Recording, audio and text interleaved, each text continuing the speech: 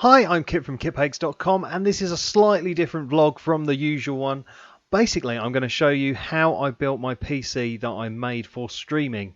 Now, I've been streaming on kiphakes.tv for about 2 months now, and my PC really wasn't up to the job.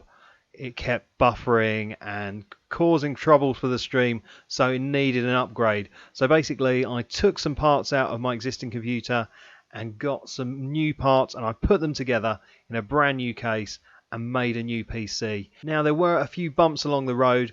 I had to end up upgrading my graphics card, so the GPU you see in this video isn't the one that I've actually finished up with, because once I'd got the PC built, it just wasn't up to the job. There was a real bottleneck there, so I don't have the same GPU now. The GTX 750 Ti just wasn't up for the job. So I'll just give you a brief rundown about what is in the computer, and then we'll go and see me build it. So the case is a Corsair Spec Delta Carbide series. It's a mid-tower ATX gaming case. It's got a glass panel and it looks great. The PSU, I was going to use my existing PSU because it wasn't all that old, but it just wasn't up to scratch really, and I wanted a modular one. So I got a Corsair CX550M. And the motherboard was an Asus Tough Gaming B450 Plus ATX motherboard. The CPU is an AMD Ryzen 7 2700X processor with the Wraith Prism LED cooler, and I used some Corsair 16GB of RAM, DDR4, 3000 MHz. And the GPU I ended up with was the Zotac Gaming GeForce GTX 1660 Ti with 6GB of memory. And also I used the SSD drive from my existing machine, which is a Crucial MX500, which is 1 TB. So that's what went inside the PC. Now we're going to go and look at me building it, and then I'll come back and tell you how it all went, and hopefully it'll all be okay. So here we have our processor, the memory, and here's the motherboard. Just get that out.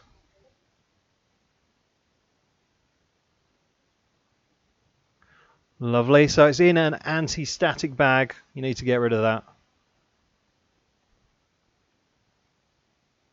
People do worry about discharging yourself. I don't do that. Maybe you should. I don't know. Right, we need to get the processor on. But first, here's the heatsink and fan. It's got some thermal paste on the back of it, so be careful when you put it down. You don't want to squish the thermal paste. And here's our processor. It's an AMD Ryzen one. Go have a closer look. There we go. So Ryzen 7. Now we need to get that on the board. Now it can only go one way, but you've got to be really careful when you do it, because those little feet on the back of it are really delicate. So first of all, you need to open this lever like that, and then look at the bottom of the processor. Now all of the corners are at an angle apart from one of them, which is a square, so that stops you from getting it in the wrong way around. So put it in the correct way. Just give it a gentle push down once it's in position. Yep, and then just check and then put the lever down. Brilliant. So that is the processor in. Now next up we need to get the heatsink and fan on. So it's clips either side. The first clip's really easy to get on. It just kind of hooks over. The second bit isn't so easy. Now there's a lever on the side of the fan that you need to put in the down position, and be careful of getting that thermal paste on your fingers as well. Now it is hard to get it clipped on with by hand, so you could use a screwdriver like I have here. You've got to be super careful and use a bit of force, and that will clip on. There we go, it's on. Be careful not to scratch your motherboard. And then once that's done, you put the lever into that position like that. It does need a lot of force, so don't be worried about breaking it. And that's that clipped on. And then you need to plug in the fan onto the CPU fan header on the motherboard. It's quite simple. Good, all done. So this fan has got an RGB light on it, and that is controlled by this cable here. I'm going to plug it into the USB header. You can plug it into the AuraSync socket as well. There's a separate cable for that, but for now we'll plug it into one of the spare USB headers on the motherboard. Now the plugs can only go around one way, so it's pretty straightforward. There you go, you can have a little look. one of the pins is covered, so you can't get it the wrong way.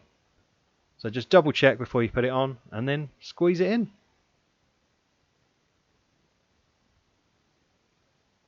Lovely stuff.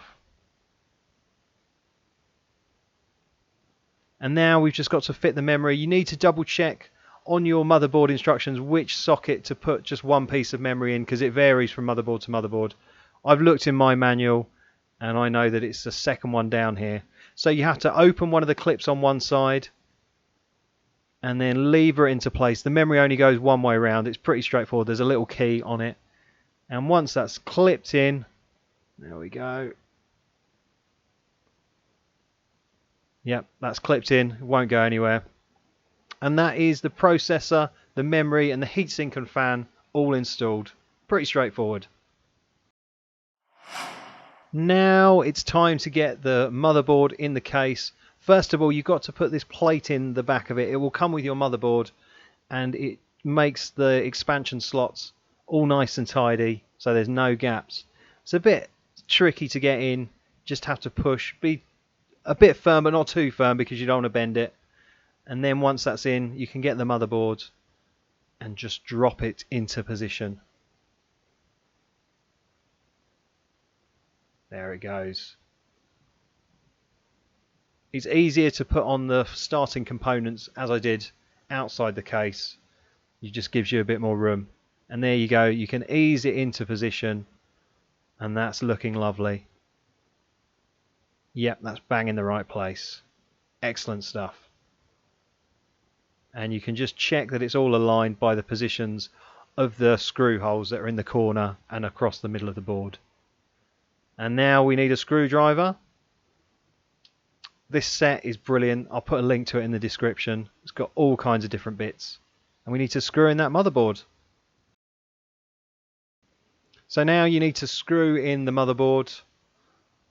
I'll speed it up a bit for you so you don't see it all. But basically your case will come with a selection of screws. Make sure you use the correct ones for the motherboard. There should be some kind of instructions to tell you which ones are which. And just move from opposite corner to opposite corner, screwing them in. Don't do it too firmly.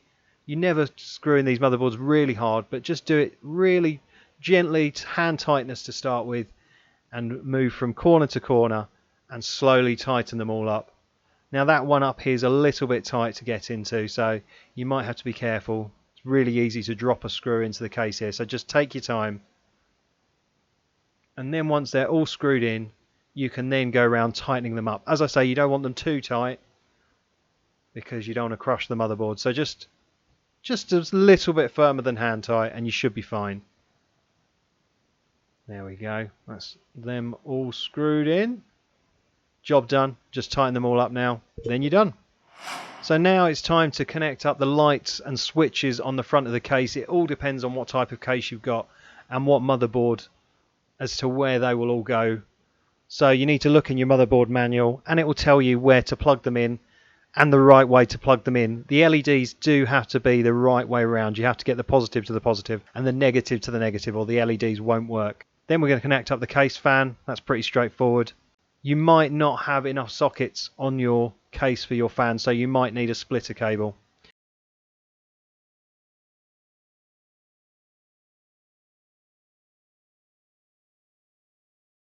And then we've just got to connect up the Aura lighting. There we go, that's lovely. Make sure you get that round the right way. One of the pins is marked and you need to match the marking on the motherboard. But once you're in, you're in.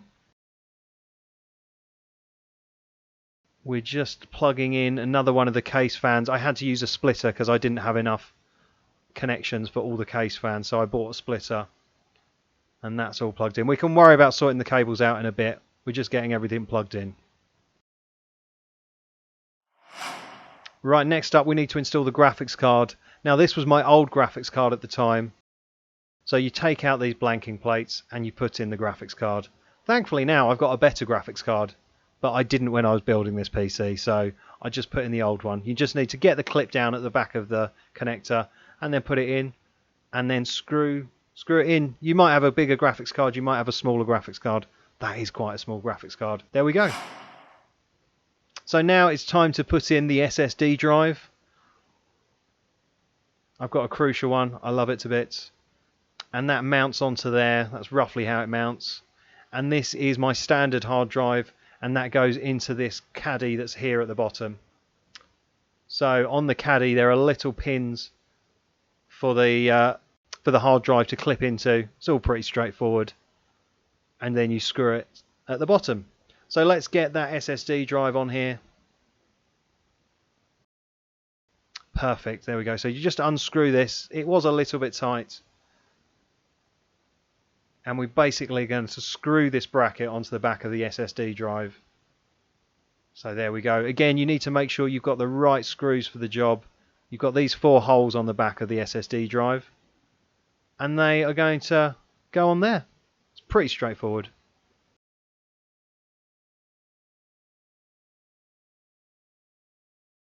Lovely stuff.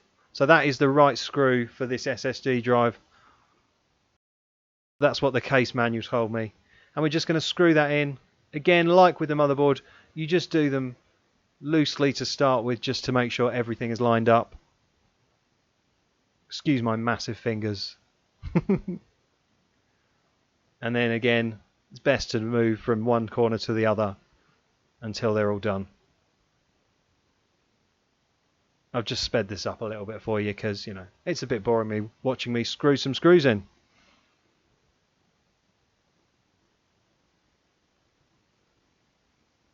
There we go, nearly done now. Perfect. So then all you need to do is just turn the hard drive round and put it in, and just gently screw that down, and your SSD drive is securely in. So now we need to do the more traditional hard drive. So that is in the caddy. You can see the pins there. They match up with holes on the hard drive, like those. And all you need to do is just make sure they're all lined up and in. You do have to pull apart the caddy a little bit, but, you know, just be gentle, you'll be fine. And that'll sit nicely in place. You could maybe just leave it like that, but I thought I'd make sure it was all screwed in nicely. And there we go. We have the 4 screws on the bottom of the hard drive, and you need to use the correct screws that came with your case. Again, I'll just speed up through it.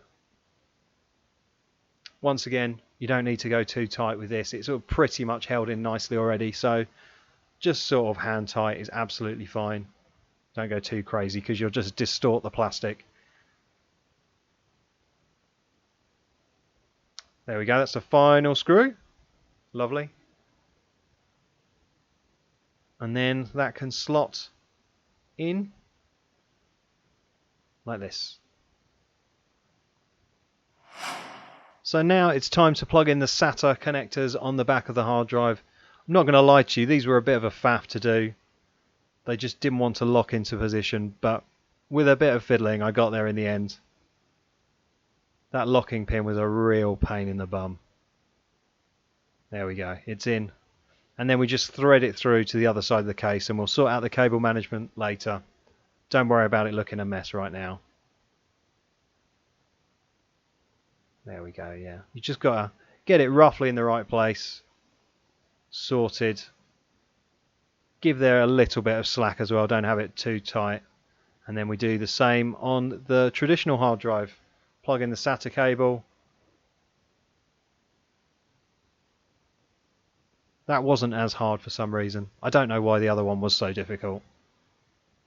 That is in. We did have to bend the cable a little bit more than I would probably like to get it in there. But it's in. And then we just thread it through to the other side of the case. Now let's flip the case over and plug it in onto the motherboard. So the SATA connectors are all down there on the bottom of this motherboard. It doesn't really matter which ones they go into, but you know, they're all numbered from like 0, 1, 2, 3. So maybe put your primary drive on the 0, your secondary drive on the 1, something like that. It's fine. You can choose which drive you boot from and stuff like that later. But it's all pretty simple to get it in on this side of the motherboard, at least. So it's starting to shape up now like a computer. Everything's pretty much connected apart from the power. So we'll just get this other one connected We'll worry about the sorting out the cables in a bit. So I got myself a new PSU for this build. It is the Corsair CX550M. It's a modular PSU. We'll explain that in a moment, but let's get it out of the box. There's the power cable. Does what it says on the tin. Those are some things to help the cable management, some cable ties, and those are the modular cables. We'll look at those in more detail shortly. Of course, there's some important information. We'll definitely read that. Definitely read that. Yeah, whatever. And then we have the whole PSU itself with the connectors on it for the motherboard. We get that out. I was going to use the PSU from my old computer because it wasn't particularly old, but I thought I'd opt for a modular one because a modular power supply allows you to add the connectors as you go for what you need. So there's the back where the power cable plugs in, and here's the other side of it where you can plug in the cables that come with it. So if you don't have many drives or anything like that, you don't need as many cables. So it just makes cable management that much easier. So at the moment, I just need the power cable for the SATA drives to go in. I don't need an extra cable for anything else because my graphics card didn't require it. So I plugged that in and I've got the PSU in. There we go. It's a bit of a fiddle. Make sure you got it around the right way. You might have noticed that I swapped sides because I had it in the wrong way to start with. I'm just being honest with you. There we go. So we get it all screwed in nicely. Again, don't do it too tight to start with. Get them roughly in and then go back and tighten up. Perfect. So now we've got to plug in the power connectors on the motherboard. There's two of them. Both of them only go one way, so you can't mess it up too much. Just make sure they're firmly on and in position. There's one there, and then there's this one at the top. This top one's a little bit fiddly to get to, but with a little bit of jiggling, you can do it. There we go. So now we need to tidy up those cables. I've not used cable ties. I've used these ones that they're a bit like the ones you find on sandwich bags. I find them a lot easier to use simply because you can untwist them if you need to move anything. So I'm just giving you an example of me tidying up one of the cables here. The cable tidying took a long time to do and get right, so we're just going to whiz through a couple of them here. A lot of cases have little guides to help you wind the cables through, so that's how a cable can sit. For example, I had to undo the hard drive connector to get the cable management right. You might have to find you do that, but there you go. So there we go. We can give the hard drive some power as well. Just plug that in, and then one of the other connectors can go to the other hard drive. Pretty straightforward, just like that. Well, we've tidied everything up roughly. Let's see if it works. The motherboard lights are flashing with power, and there we go. It is on. It switches on. Perfect. There you go. It's all done. It's all pretty straightforward. Anyone could do this, really. It is really easy to do, I promise you. Give it a go. The only thing I will say is just listen out. If your motherboard makes some beep codes, then that might suggest that there's a problem. But mine just did one beep, and that seemed to be okay. Now I've got the glass case on the side of it now, and we just need to take the protective film off. Quite a satisfying job. So obviously these builds vary depending on what components you use, what case you have, but it's all pretty much roughly the same. I am going to upgrade this to have water cooling soon, and as I said earlier on, I did end up upgrading the graphics card because the one I had was rubbish. So yeah, this is all varies on what you have, but the basic principle is the same. So just getting that plastic wrapping off, and there we go. That's my light and my camera. And let's just give it a bit of power, and you can see the finished article. So there we go. That is how I built my computer. So the PC is all built and it worked perfectly. All I had to do was install Windows and get back all of my existing files, but they were all backed up safely anyway. So that was all pretty much straightforward. I wasn't going to give you a tutorial on installing Windows because it's just a bit of a pain really and not very interesting to watch. I really hope you liked that vlog. It's the first time I've ever done anything like that, and it was challenging to film it all and edit it, but I think it's turned out okay.